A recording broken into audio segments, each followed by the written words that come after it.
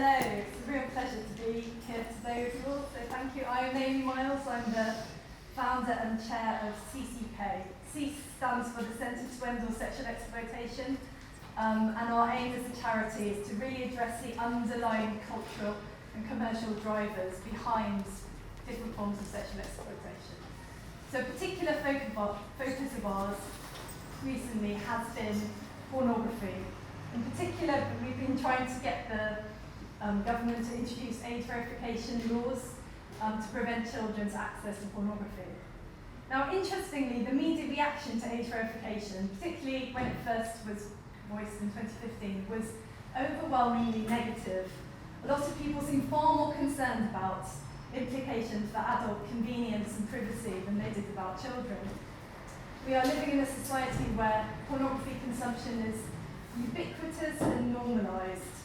People aren't fully aware of the harms, and actually, much as nobody would advocate that pornography is suitable for children, I think there's a sense of complacency, the sense that it's not that bad. We're in a situation at the moment where children can't place a bet online, they can't buy drugs and alcohol or tobacco, but they can access unlimited hardcore pornography.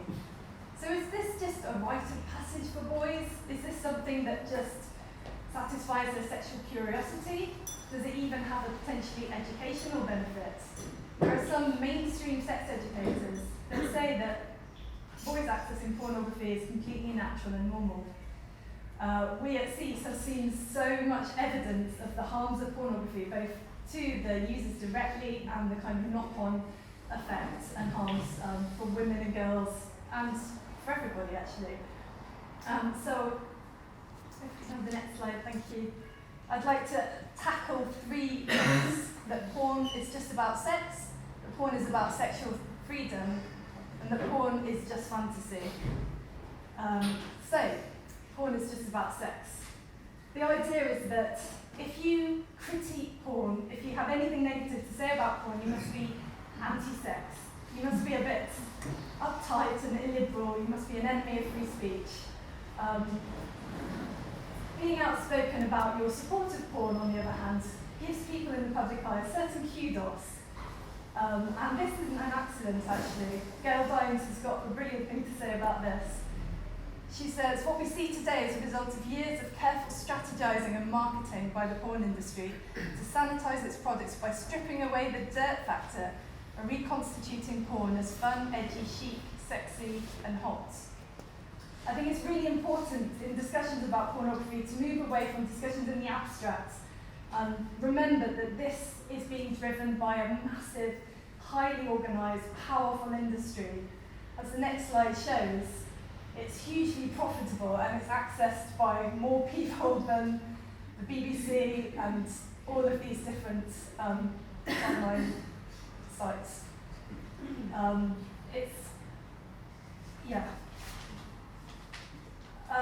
And the experience of going onto a porn site is about as different from real life sex as possible. Often boys who never even had their first kiss will go onto porn sites where they're bombarded with page upon page of moving thumbnails showing the most explicit part of porn videos. So the idea is to arouse users as quickly as possible. These images really elicit a powerful involuntary response that can't really be resisted through moral reasoning. The brain's reward centres are overwhelmed by very high levels of dopamine and serotonin. In the moment, this feels really good, but over time, it starts to numb and desensitise the body's regular response to sex. This means that sometimes the substitute of pornography is preferred over the real thing. Heavy porn users will often have to conjure up images from pornography in order to maintain arousal. They can't be in the moment. Their partner becomes a kind of prop on which they enact their sexual fantasies. Pornography really does erode empathy and it impedes people's ability to make meaningful connections with other people. Rather than sex being about a multifaceted connection between somebody's body, emotions and mind, it just becomes an individual sitting in front of a computer screen. It breeds a lot of poor mental health and loneliness. And it's ironic that in our hypersexualized age, rates of porn-induced erectile dysfunction are sky high among young men, and that young people are having less sex than their parents or even their grandparents. So porn is not about sex. It's junk food. Sorry, the next slide shows pornography is effectively to sex what McDonald's is to food. So very highly processed product that's designed to exploit our natural appetites for profit.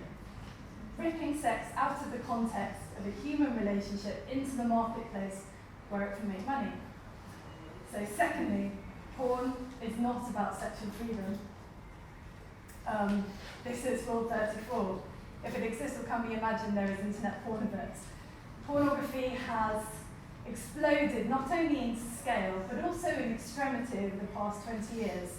The sort of thing that's mainstream now would have been banned or refused classification, or at least relegated to some really niche genre. But now, I won't go into the detail of what's normal, but it's pretty gross, violent, misogynistic, extreme depictions of rape and child sexual abuse. It's all there. And we might assume this is because we now have sexual freedom. All the old taboos of morality are gone, and we can explore our sexuality, we can lose our inhibitions. We shouldn't be so hung up about things. It's all fantasy anyway, which I'll come back to. But there is another explanation for the increase in extremity of content, and that has to do with escalation and desensitization. Our sexual tastes and preferences aren't fixed and static. They're not something that we're born with. They can be manipulated. Over time, when people use pornography, they find that they need more and more extreme, novel and hardcore content in order to maintain the same level of arousal. So long-term use of pornography just won't be turned on by vanilla sex anymore. And if that's all that porn sites have to offer, they will simply disengage. That's the worst case scenario for free porn sites. They depend on attracting high numbers of users and really maximising engagement. They have to try and keep the user there so that they're seeing ads and potentially paying for subscription content as well. So porn site algorithms gently nudge users towards more extreme content. That's how they work. And in the context of massive market competition, this creates an appalling race to the bottom, where sites really get a competitive advantage by hosting the most egregious content. They do very well. As we've seen, they make huge profits.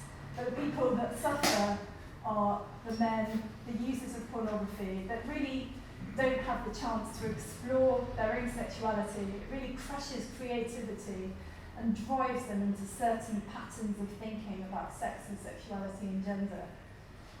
This kind of ruthless land grab is particularly felt by children and young boys who haven't had the chance to explore their sexuality in any other context lots of the time. Gail Dines, the next slide, likens it to handing out free cigarettes outside school gates. We know that when boys access pornography at a young age, they tend to end up being heavy, lifelong users. So it's little wonder that porn sites are reluctant to have age verification. It's in their commercial interest to get kids hooked and to get them in young. So finally, pornography is not just fantasy. However extreme, violent, abusive and awful pornography is, it's often justified by the notion that it's just pretend, it's just being acted by consenting adults, and it's what people watch in private, it's fine, it has no real world implications. And that's not true for three reasons. The first is that porn sites are very poorly regulated.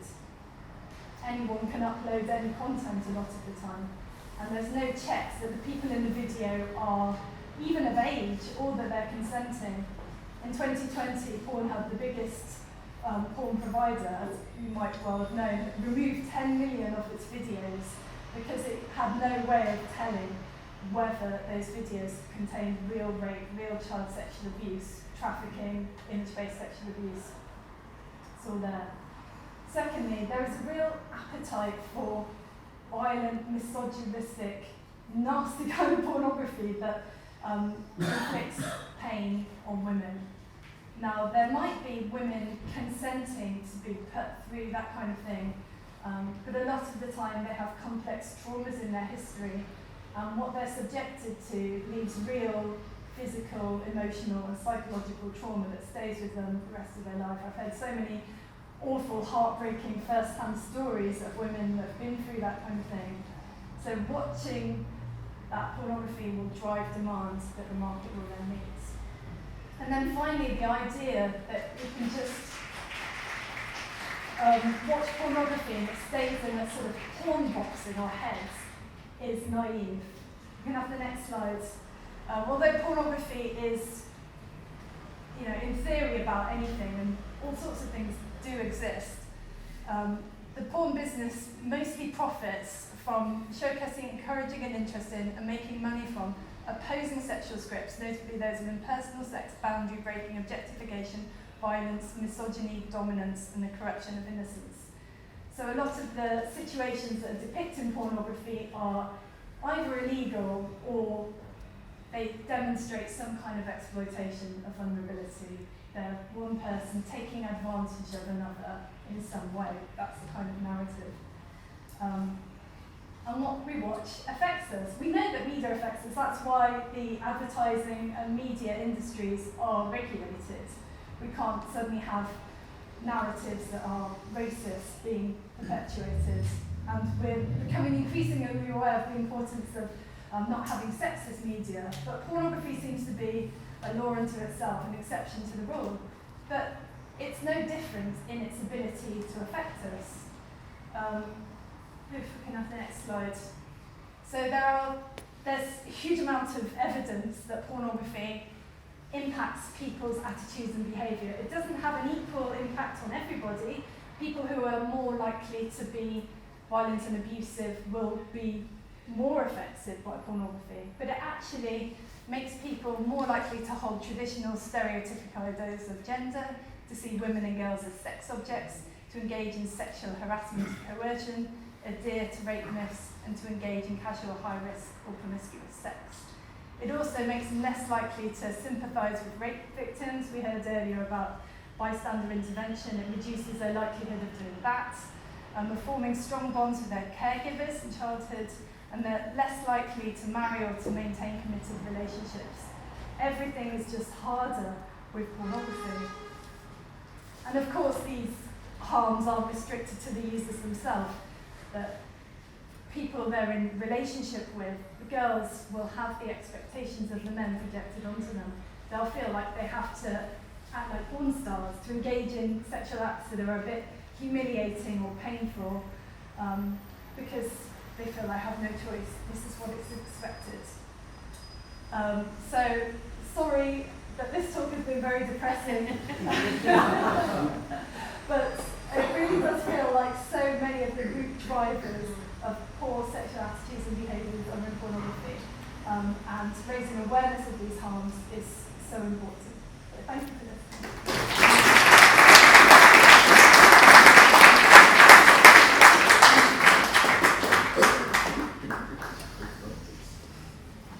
Thank you for that, Amy. Tough act to follow. So, my name's Imogen Thomas. I'm a feminist activist. I work with the Bristol Feminist Collective. We're a grassroots organisation, very small, very niche, we might say, who's embedded in the battle to make feminism accessible for everybody. Okay? Everybody. We have done some notable bits of work already. We're engaged in campaigns about the lack of objectivity in the family law courts. Come and talk to us if you would like to know more about what we do. Okay. In my other life, which blends really nicely into what I do already, I'm a feminist self-defence instructor. I run Sister Courage Self-Defence. Now, both of these two things work together because, frankly putting it, for me, self-defence has to be, for women, has to be sat firmly within the understanding of, well, the implication of the stuff that we've just seen. The fact that rape culture and patriarchy is very much a thing that I contend with. I've spent 5 years, more than that, 25 years as a martial artist, 16 years spending time teaching various people self-defence. The last 5 years has been with concentrating on women only. I'm actually going to dedicate the experiences, this, to the women who've been my teacher in the last 5 years of doing this. Okay, so yeah, I hope I don't let them down. Sorry if the nerves get the better of me. I'm more used to kind of getting people to scream and hit things, but we'll give it a go. So, I don't believe in traditional self-defence. It does not help us. It basically teaches from privilege. If the normal self-defence advice is don't go down that dark street. Well, I live there. At the end of a long, low-paid shift, I cannot afford a taxi or a bus, and I am therefore walking home late at night, okay? We can't continue this. So what I do, and what a host of other women in the global unit of this now do, is we teach a form of profiling. We follow the language, the body language, the verbal language, if you like, to see where it takes us. And it's kind of down that rabbit hole that we find ourselves. In sessions that I run, we look at how potentially, and let's be obvious about this, let's be really clear, a woman is lucky if she can red flag, because abusers are incredibly good at covering their tracks. I'm suggesting that if you don't know, please go and look at the homicide timeline. Okay, love bombing is a thing, it exists.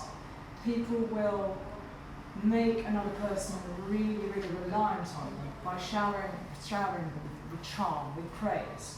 That is the first step in the kind of ensnarement that ends up in coercion and that kind of box. But I digress. I'm kind of famous for this.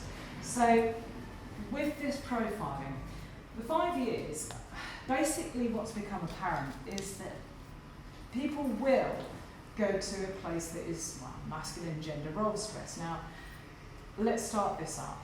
I'll tell you a story. Please don't stop me if you've heard this one. It is one of the most common experiences of the women that I've taught. A woman is in the street, any woman. She's walking and she realises that her pathway is going to intersect with that of a bunch of young men standing outside a pub. Not to be deterred, because she has freedom of movement, she is still going to walk that path. However, she becomes aware that there's a sudden silence in that group, and one of them has peeled off the wall and is getting a little bit closer to where her natural path will take her. And at this point, I realise I haven't given my normal trigger warning for the fact that I will be talking about sexual harassment, rape, and everything else, okay? So when we come to this, the young man says to her, "Hello, love, looking pretty fine," gives us a smile. She decides not to engage because the numbers are against her. That's a decision that she takes, knowing for her own safety that, well, there might be something after that if she does that. Instead, she plows on, shoulders back, eyes forward, and ignores him. Now, what do we think is going to happen? What's going to be the reaction? He's not going to like it. He's not going to like it, yeah. So, bitch, slag. Yeah, we could add some intersectionality of racial slur as well, maybe some reference to ableness or her size or weight. Okay? And this, I'm going to relate this through to Kate Mann, who I am massively indebted to. She's a fantastic feminist theorist. She looks at entitlement and misogyny. Now, if in misogyny for a moment, if we think about it with just being men who hate women, that's a very, very small box. It does not give us the understanding that 1 in 3 women will be sexually assaulted. The math isn't there. So what she does is she talks about the fact that under entitlement, men in the patriarchal society that I think we all understand we sadly are sat in, are given or can expect gender-coded services from women. Because women are caregivers. Okay? Women give attention. They frame the man's action. They reflect him. Okay? So when they don't fulfill this contract, we get the misogynistic backlash. Now this opens the box out, And it makes it an awful lot more easy to understand exactly what has happened on that street. She has not played by the gender code. Now, if there are any doubts how early gender codes happen, I think maybe you want to look at, and some of you will know this, the Fawcett report a couple of years ago found that by age 7 to 10, young girls, 36% likely to believe that their looks were the most important thing about them. It starts early. Practitioners of that same age group, teachers, etc., 54% of them regularly heard, boys will be boys, to explore when boys misbehave. Okay? And I'm sorry if I'm going over stuff that we all know. But it's that beginning, it's that bedrock beginning of building what we understand as hegemonic masculinity. Now, inherent in that, and our little street scene, there's also some stuff that, well, it contributes in a really rather appalling way.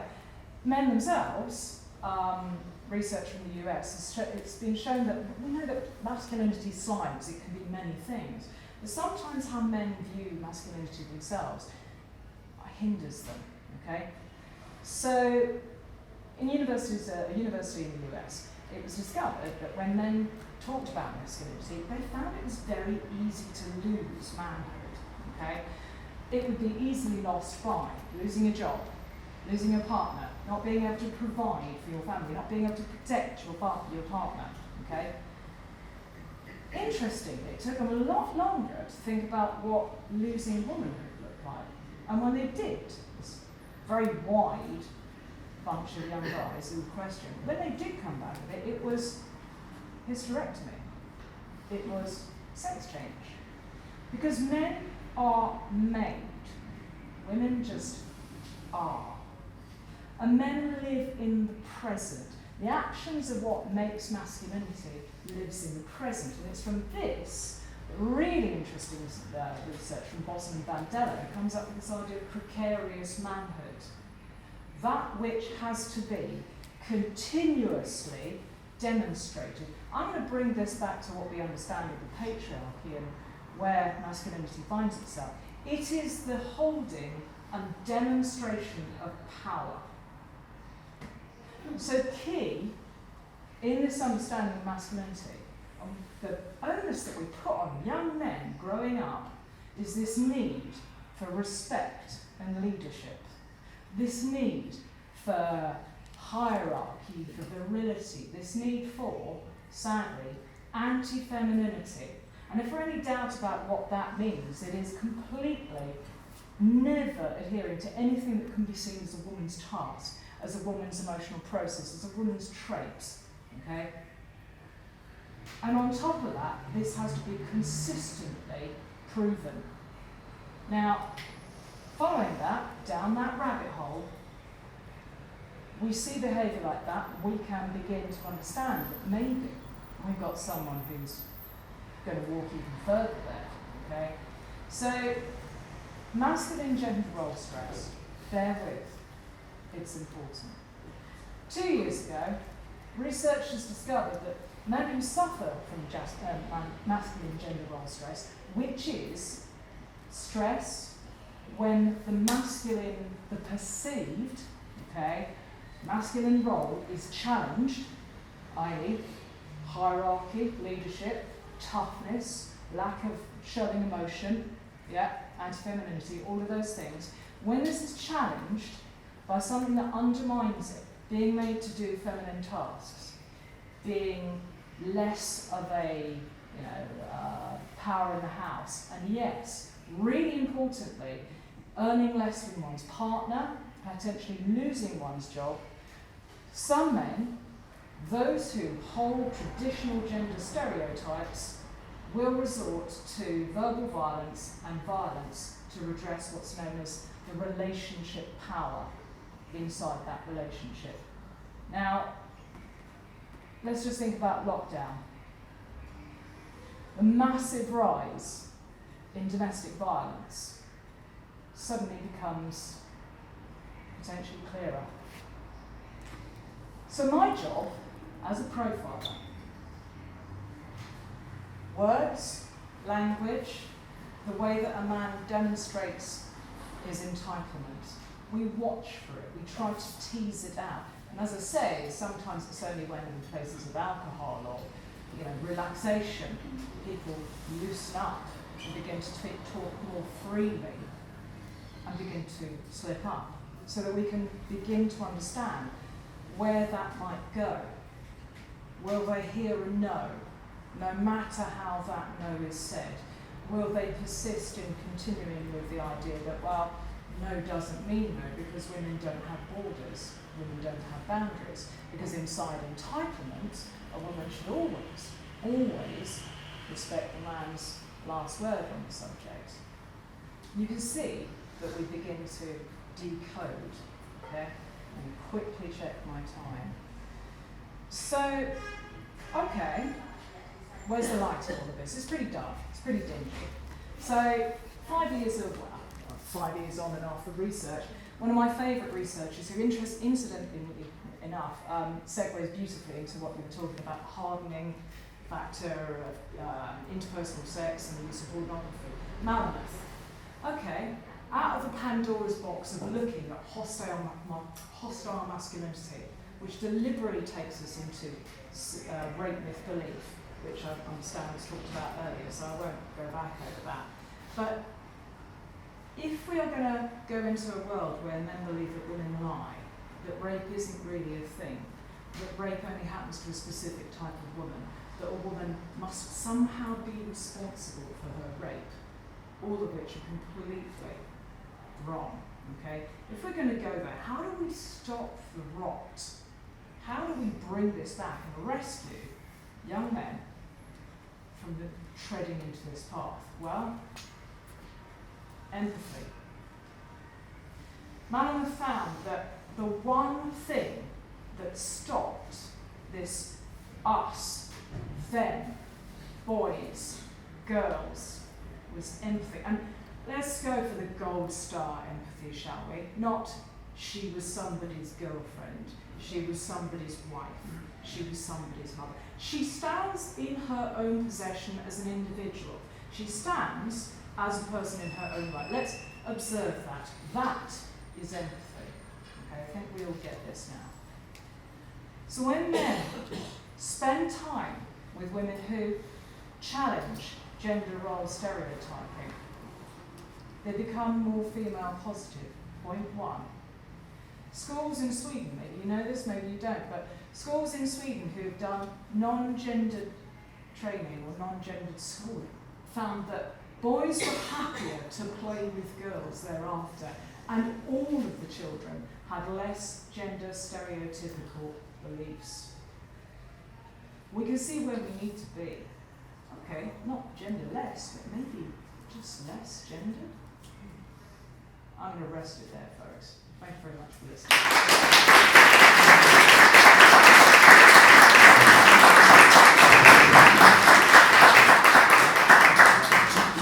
Okay, I've got my trusty sequin notepad, and I'm just going to set a timer to see how long I talk for, to make sure that I don't go on. I work on a domestic violence perpetrator programme. I'm Mel Ciavucco. I work for Split, the domestic abuse organisation, so we may have heard of them, and the programme is Reprovide. The reason that that kind of isn't on the programme and stuff is because I wanted to talk about this from my own perspective, my own reflections from having worked on this programme for a year and being really bloody scared about it when I started. And I'll be happy to answer any kind of question about it as well. I want this to be really open and honest. So that's, I was going to find the right page, otherwise I'm just going to ramble about this. I'm very passionate about this work, so I could probably talk about it for about an hour. I have written a companion blog post piece, which has taken me ages, because there's so much that I felt like I wanted to say about this, because I feel like perpetrator programs are so important. So to start off with, it's Reprovide. I'm not involved in the research. It is a research study. Men can refer themselves. They can get referred from social services or various places. There might be a suggestion from somewhere like a counselling organisation. They have to have sort of taken some form of responsibility in the first place. The assessment process, I do assessments as well. assessments are, they're in 2 parts and they're pretty rigorous. And we need to see that they may still be in quite a lot of denial, we often minimise things, but we need to see that there's something in that that means that they're willing to do a bit of work, a lot of work on themselves. Might position it as a bit of work to make it sound easy, but it's not easy. So it's a 26-week programme, but overall with assessment, like maybe holiday breaks in that, maybe some one-to-ones, end of the programme, there's a relapse prevention group afterwards. They can probably be involved in the whole service for at least 9 months, 8 or 9 months, but it can be like a year or a couple of years as they keep getting that kind of monthly support afterwards. So yeah, it's not a tick box that they can do to please social services. It's not something they can do to prove that they want to see their kids. A lot of them will still say that, will say this is not a tick box. You're going to be sitting in a group of men, you're going to be terrified when you start, we're going to really challenge you, but in a really safe space as well. And yeah, I mean, if I thought I was scared when I started, I realised that the men starting the group were way more scared than me. It's like spiders, like when people say spiders are actually more scared of you than you are of them. I think that was definitely the case. Okay, so I think I said these are based on my views, not of the organisation, not of the research. Confidentiality really important. I'm not going to talk about anyone specifically. Obviously, no names, nothing that could draw attention, and nothing that would break confidentiality of individuals. I might just refer to patterns of this is what I noticed in the group members starting, that sort of thing, like I've done so far. And it's binary language, male, female, and it's men with female partners, because that's the programme. I'd like there to be more programmes for lots of other people who are abusive, but there's not, because funding is really difficult for it. There's hardly any perpetrated programmes. Because, well, I'll get more onto that in a minute, but yeah, so the one that I work on is cisgendered heterosexual men with female partners or female ex-partners who don't have to be in a relationship. And it is for adults. I think it's over 21. There's a real age range, really. There's all different types of people, which I kind of knew because I was told that from the start. It would be like working class people, middle class people, lots of different professions, different backgrounds. I knew that, but we still have a preconception. Everyone does. Everyone's probably got an idea in your head of what it looks like in a room full of men who've been abusive. I had that preconception as well. They have it too, and they start, and everyone does. Though we can say logically, we know it's everybody. So a perpetrator program. I'm just going to put this down because I needed the first bits to remind me what it said. For anyone who isn't aware of what the purpose of a perpetrator program is, it is behaviour change. It is to try and get the men to understand their behaviours, hopefully come out of it at the end to benefit their partners or ex-partners, women, children and beyond. So that's the kind of intention of it. The ReProvide study is there to try and prove that that works, because there isn't very much proof that they actually work, unfortunately, and that makes it really difficult to get funding. Also, funding is probably prioritised for services that are helping survivors, victims, which is obviously really understandable. But I personally feel like in those circumstances, they're helping women leave, or they're often not leave because leaving takes so long and so many attempts. Sometimes people just can't leave. So really, it's just keeping people safe, which is really important. But I wanted to be part of a bigger picture. I want to help try and solve it on a wider level. So I got into this work because I jumped at the chance. I saw an advert for it. I'm a trainee counsellor, so I was really interested in that kind of stuff anyway. I'd worked for a relationship counselling organisation before where we suggested the splits programme to people. So the moment I saw it advertised, I was like, I have to do this. But I actually don't have any group facilitation experience. I've never done this before. I went into my interview and it was like 2 hours long, and we just talked about all the stuff to do with all the stuff I'd learned about feminism and my background, all the personal stuff in my own life. As a child, I witnessed domestic violence as well. So there's loads of stuff in here that I think were just connected on, and I had the right sort of view for it, and they were very supportive in helping me give that group facilitation experience and you know. But they said, with everybody, they say you need to sit in the group, you need to observe one, because then we know if you're going to get scared off and run away. So I was at the back of one, and I was just, I mean, literally it was, you know, yeah, I did this really violent thing against someone. There was someone who said that. The others weren't necessarily physically violent, but I was just afterwards, I was like, I am here for this. Like, this is what I want to do. And then I got thrown in the deep end, and they were just like, just run this through. It's been fantastic. It has been absolutely fantastic. The program has probably, like, the group at any time is probably between like 4 and 10 men. As I say, when they start, they have this idea, as I'll admit I probably did too a while ago, that they're all going to be men sitting in string vests, drinking Stella with tattoos on their necks. I mean, there might be, not the Stella, there might be some with tattoos on their necks, but it's definitely not like, it's not like that at all. They're all different people sitting in the group. And it's a terrifying process with them because they have to unearth really difficult emotions. And the most difficult one is probably shame, because like as much as they may still be denying or minimising what they've done a bit, they're doing that because of the shame underneath it. So what we do is lots of, there's like a check-in space for the first sort of half of it. It's probably not meant to be half, but it's more of a support group speaking space, and I find that really important. So sometimes we do that for an hour and a half, because that's really, really important for them to talk to each other and to, oh, it's me and another facilitator. And then we have a sort of, in the programme there's a different theme for every week, so it will be things to do with what actually is abuse. It's not just physical. We'll go through a power and control wheel and just listing out all the different forms of abuse, and there'll be ones where they'll just be like, I didn't know that, say, if I was sulking, if she didn't want to have sex, then actually that's a form of like control as well. And so they may go with the one catalyst. They may have done something that went too far for them. They picked up a knife to threaten them. They've gone, oh my God, that's awful. That's the worst thing I've done. And then they go, and it's a slow realisation of, oh God, there's all this sort of stuff that I've been doing for ages behind it. And that's where all the shame comes out.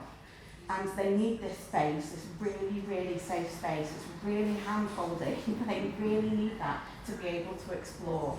And I think Nate, if anyone was in here for Nate's thing before with the emotions and the feelings and the wheel, these guys don't know those feelings. They've never been taught how to process feelings. They don't think of anger as a feeling, actually. Someone will just say, I'm not emotional.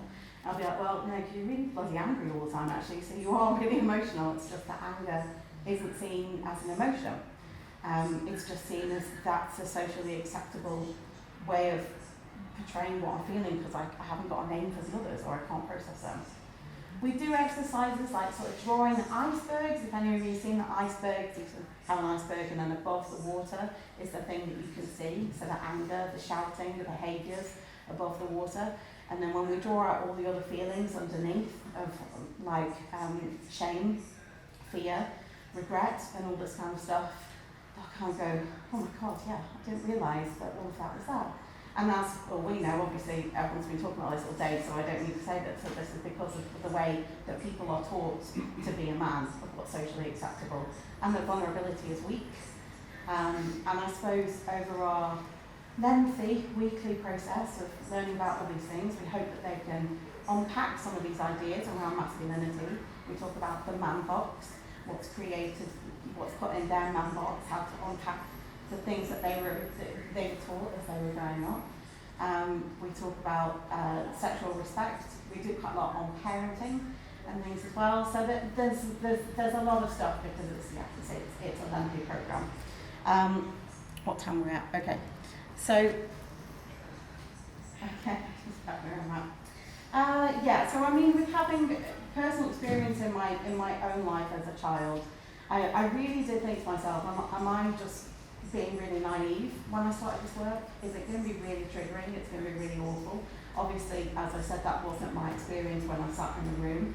And I think it's because I'm so passionate about taking this bigger picture approach here and wanting to target the issue without pointing fingers at men. And from Nate's, all the defensiveness that we saw in Nate's presentation, for those of you who were in here earlier, all those comments on social media. It's very hard to talk about male violence on social media because of all the whataboutery, because of all the but men get abused too. I've had it with this. Why are there no women on the perpetrator programme? Well, because men are the highest, the highest number of perpetrator men, that's why. It doesn't sit well with people, and I think it's because of shame, and it's because of it's just coming out in defensiveness. And if we point the finger at them even more, then that's going to very much make them not want to speak. So in the group, what we do is we have sort of the educational side of it, and we have the talking side of it as well.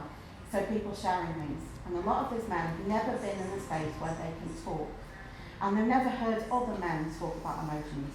And the most powerful thing that comes out of it is seeing them when they then talk to each other, and they then give advice or feedback to each other, or challenge each other, or just listen to each other, or get upset about something, or talk about something from their past. It won't be a surprise to know that a lot of these men have had pretty awful childhoods, and so sometimes we unearth some trauma in that. And they'll share that and they'll say, I've never told anyone, didn't think I would ever tell anyone that. And it's so powerful for them to hear other men talk. And then they start to go, hang on, there's something in this vulnerability, it's kind of a strength, isn't it? There's something in that. So we hope that it being over such a long time, we couldn't do this in 6 sessions. As a counsellor, I see people for 6 sessions and that's all. For this, seeing them for 9 months, we can build a relationship with them, they can build a relationship with each other, and that's really important. I can say something to them, but if one of the other guys says it instead of me, it's like 10 times more powerful. Then we're modelling relationships as facilitators, as co-facilitators, and we're modelling communication with them. They're modelling communication to each other, and it's really, for me, it's really, really powerful. And ending soon. I think an important thing for me is to think that nobody is just born this way. Nobody has this behaviour and can't change. It's just behaviour that is harmful, it's behaviour that's harmful, but it's not necessarily that they're a bad person. They can have very low self-esteem. We need to try and build that self-esteem in a way that doesn't collude with them, that helps them take accountability, that helps them deal with the shame. They won't be able to deal with the shame if they're in a pity pit, the pit of shit as we call it. The pit of shame, could change the pit of shit. We won't be able to help them get out of there. It's a bit of a paradox that they can feel like, I don't deserve to feel good about myself. I don't deserve to have self-esteem. But actually they need to have that to be able to start doing the work they need to do to be able to deal with that shame and take that accountability and make changes. Ultimately, this is also that life can be better, not just for them, but for the partners, their ex-partners, future partners, most importantly, children. Because I think some of them are so scared of most of them have got kids, and they're really scared of the damage that they've done to their children. And one of them, in one of the sessions once, it really surprised me that he was so confronting with this actually, but he asked me and my co-facilitator if we'd experienced domestic violence, if we'd been victims or perpetrators. I thought about it for a second, and as a counsellor, my instant thing was to go to, what's the benefit of me disclosing this? And in a snap second, I thought, okay, I'm just going to say, I won't give them any details, but I'll say, yes, actually, I was a child survivor of domestic violence, and I told them this as well, that I wanted them to have hope for their kids, because they haven't irreparably damaged them now. In fact, what they're doing gives them such an amazing opportunity to learn from them. Because if they go through the programme and change their behaviour, most of them are talking to their kids about it, if they're old enough to. They're having those conversations with their kids about asking for help, about being vulnerable, about sitting with emotions, and this is all getting passed down to their children. Ultimately, I think this is how we change, this is how we help change it. This is how we make an impact, because their kids, well, I said to them, your kids might end up teaching about, being on a facilitating a domestic violence program like me. I'm not sure that they were really relieved by that, but it's this is an opportunity for them. The reason the damage was done for a lot of them is because there was shame, silence, there was nothing, it was never talked about. It was normalised if there was abuse in their family. This is such an opportunity for them to have made a massive change for their kids, which will go through generations to come. That's me. Thank you.